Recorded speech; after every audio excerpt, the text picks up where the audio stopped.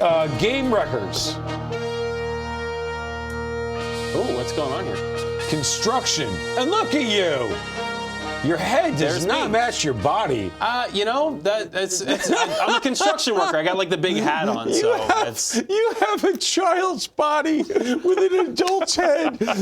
Game Reckers, guys who can impact the game in many different ways. Yeah. This is a Walk fun me list. through this. This was a fun list. Oh, and I went about it in a way where I could put together a list that it wasn't necessarily the first names you'd think of, the Ronald Acuñas, the Mookie Betts. I wanted to go, I'm not going to call it underrated, but guys who either have been, on that MVP list or are going to be climbing on MVP lists over the next couple of years because of the way they impact the game in so many ways. We'll start with number 5 here. A guy that I don't think anyone would expect to be on this list, Christian Walker.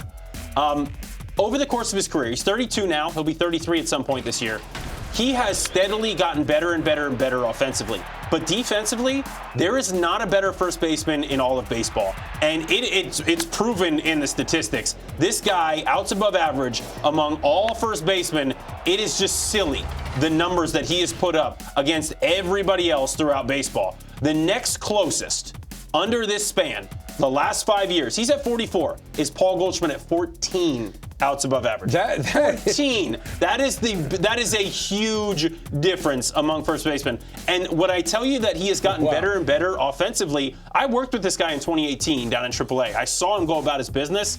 The way he does it is really impressive. He continues to limit the strikeouts. He's really, reduced that K rate, that whiff rate. He has gotten so much better. I love watching him play. And he took over for Goldschmidt. Absolutely did. Yes, he did. Okay. Now, number 4, This is a name that people have heard of, but he's going to continue to climb up this board for similar reasons that we saw from Ronald Acuña. This kid is an absolute stud.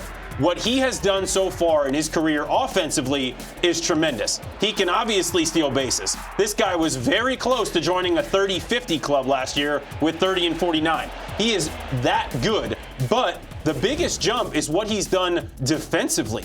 In 22, look at the bottom of the screen. He was a negative 11 outs above average. He was a poor shortstop at best. Last year, he was elite. He was among the best at 14 outs above average. So to me, when I continue to watch him get better, I see a guy who's going to be doing it all from all phases of the game, and he is very young and just got his contract. Now at number 3, we're going to go with, I don't want to call him the old guard here, but Marcus Semien's been around for a while. If he's old, hey, what am I? He's been playing this game for a while. He's been in the big leagues for a while. But I'll tell you what, there aren't many guys that go about their business the way that he does. And I don't think people realize just how good he is defensively. He is among the league leaders defensively at second base year in and year out. A lot of that stems from the work that he did with Ron Washington a long time ago when he was in Oakland, but he's continued to do it on his own here in Texas. He puts up the numbers offensively. We see it year in and year out. At the top of these orders, he's done it for multiple teams. He did it in Oakland when they were a contender. He did it in Toronto, made them a contender, and now he did it and won a World Series in Texas.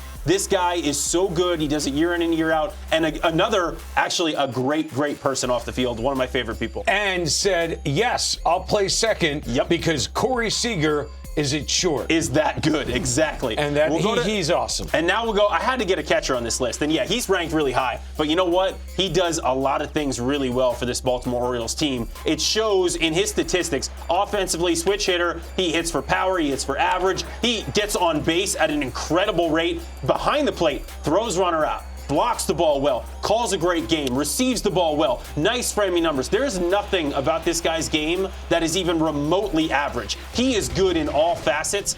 And then the fact that this team just continues to win when he is out there, they have the 4th best record in baseball since this guy got called up 2 years ago.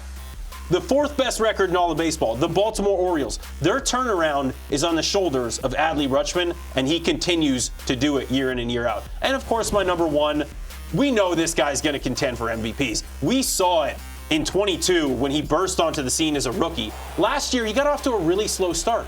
Offensively, it just wasn't there. But defensively, this guy is maybe the best center fielder in baseball. He is that good. He runs well. He knows his surroundings. He makes great plays. He's got a really strong arm. He obviously can hits for average, hits for power. He steals bases. There's nothing this young man can't do. The fact that he's so young, another guy who's been locked up now, and will be in Seattle for a very long time. Seattle has to be extremely excited about a guy like Julio Rodriguez. The game is in tremendous hands with this young core, and of course, Marcus Semien.